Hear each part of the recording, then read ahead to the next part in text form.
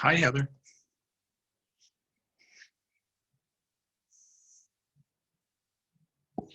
How are you? Fine, thanks. How are you? Good morning, Heather. Good morning, Bill. Hey, Thad. How's life treating you, Bill? You know, same old, same old. Not too bad. Strange times, though, I have to say. Yes, they are. And Jill, I have to give you a call still. Thanks for listening to Bar Talk. All right. It's 11 o'clock. Welcome, everyone, to Bar Talk May 19. It's Tuesday, and we're continuously updated with what's happening on the state side. Governor Mills' team, both at the department level and at the office level, are working hard to get Maine reopened. And I think in the catchphrase she uses, restarting Maine. The CDC was on yesterday afternoon again, I think from 2 to 3, with giving us, updated information on their testing capability.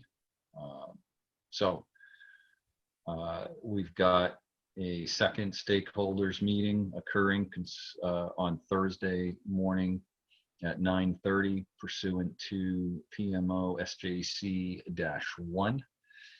And we had a report yesterday from the stakeholders that the MSBA sponsored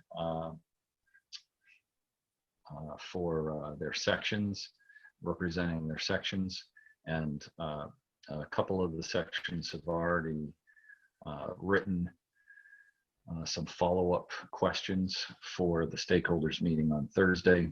And I encourage anyone listening right now that has some concerns about anything that the judicial branch is doing now or about ready to launch into doing, to send them, forward them up, and we can package them there. Or if you want to send them directly, pursuant to their news release that we included a couple days ago, you can do that, but please just copy us so we know what concerns you have that you're sending directly to the judicial branch. That being said, we have our special return guest, Bill Nugent, who, Bill, what are you going to talk to us about today? Well, Thad, I'm going to talk about a subject that you actually bring up every week. Am I on? You're on. You're on, Bill, and we can hear you. Yes. Okay. It's a subject actually you touch on every week, and it's something I wrote about in the Maine Bar Journal recently, but I don't think we've discussed it on Bar Talk. And that has to do with the power of gratitude and the benefits of maintaining gratitude lists. Now, gratitude has certainly been part of almost every wisdom tradition throughout the world for many, many years. And more recently, it's become the subject of a considerable amount of study among psychologists. And what's interesting is that through most of these studies, we've come to understand that gratitude is really associated with a number of significant health benefits. And among those health benefits it's related to a decrease in anxiety, a decrease in depression, an increase in the feeling of emotional well-being, and increase in optimism, and also importantly, an increase in the quality of sleep. Also interestingly, it's become associated with the amount of physical exercise that someone undertakes. People who practice gratitude tend to exercise more than those that don't. And finally, interestingly enough, again, there's a reduction. It's associated with a reduction in visits to doctors' offices. Now, most of the studies that have involved gratitude require the subjects to keep what's known as a gratitude list.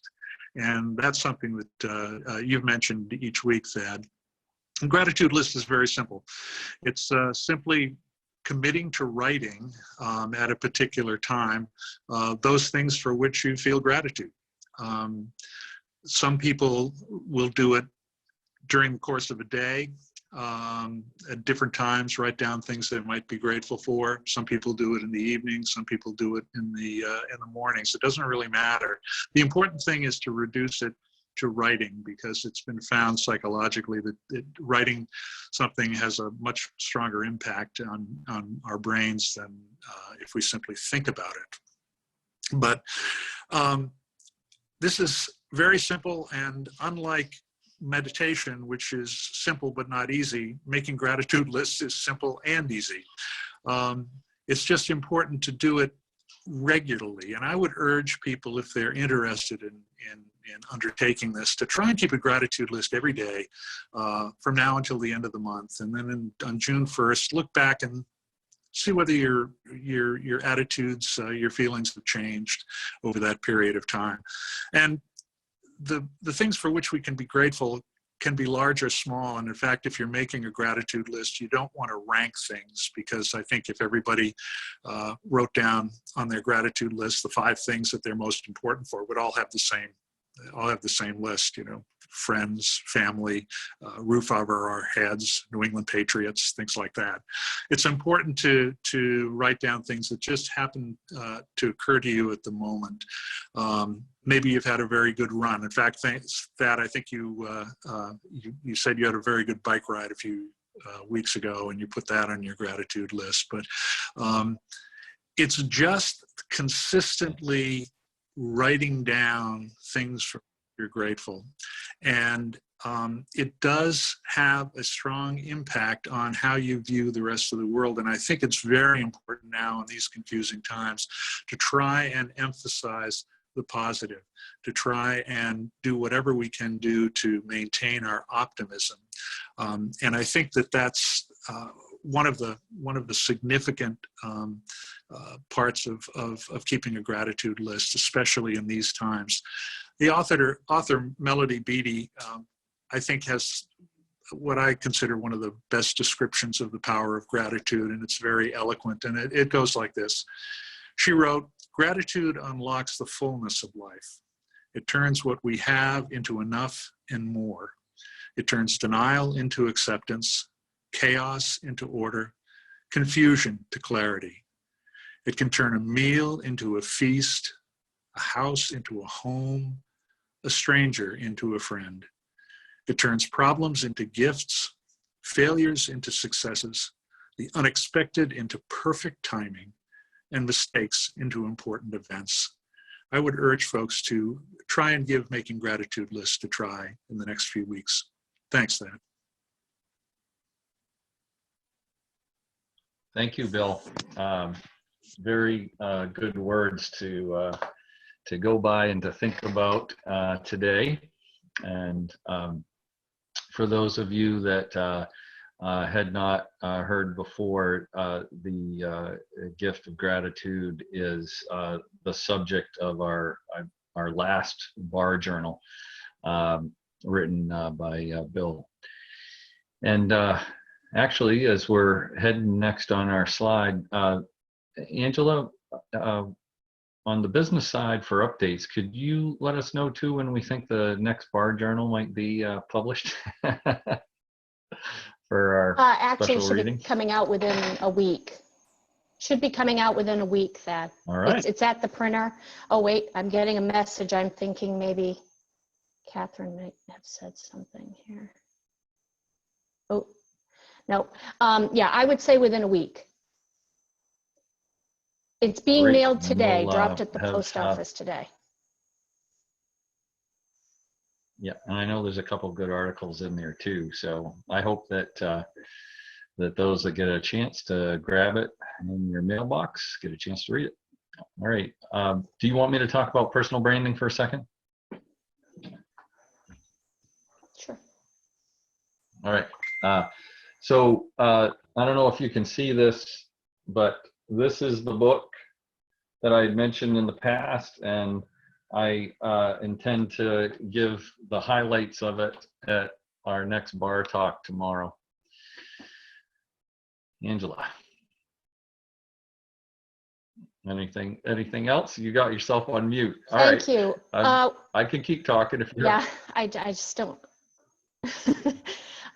We're We on seem to be business having a side little bit of a updates. I delay want to give today, you a so shout. we seem to be having a little bit of a delay today, so I apologize for that. If for those of you who couldn't hear because there was a delay, the Maine Bar Journal is being mailed today because we received a copy at our office, so that's good. Eileen asks if Bill would be kind enough to share the quote about gratitude. So if Bill, if you wouldn't mind sharing that with me, I can get it sent out. Angela. I'm sorry, I didn't hear. Oh, I'll be happy to. I'll send it. think- I'll send it to you. Okay. Thanks. Thank you. I don't have anything else, Thad. Okay, so you can see who we have for upcoming speakers. We've got, like I said, I'll talk about personal branding tomorrow. Justin Andrus is joining us on Friday. And then Monday is Memorial Day, I believe. And then we have a full lineup next week of guest speakers. Today, I wanted to do a shout out to those attorneys that are drafting return to work checklists. Those checklists are important for not only what we do in the office, but also how we handle clients that want to visit us at the office. And they aren't easy. And for those of you that need a start on what to use for a checklist template, please go to the Department of Economic and Community Development website and go to stage 1. Stage 2 might have it too, but stage 1 has a general checklist to use for all industries, and that's a good place to start. Are there any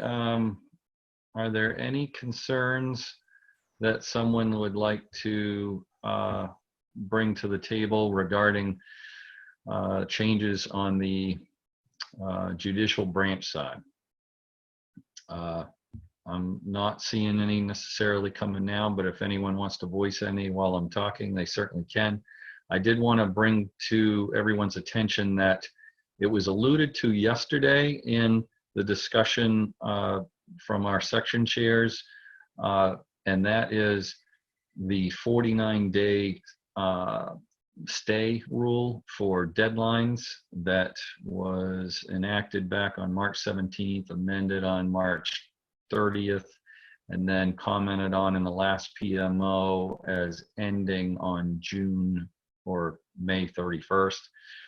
There's been a lot of question about how the deadline is going to interact with other deadlines that may not get the stay of the 7 week period that may be encased or encapsulated in the same case related to like a scheduling order or something like that. So we are forwarding that up to the judicial branch for some clarity. And as soon as we get some response on that, we'll let everyone know. Thank you, everyone. Any alibis, Angela? Just yeah.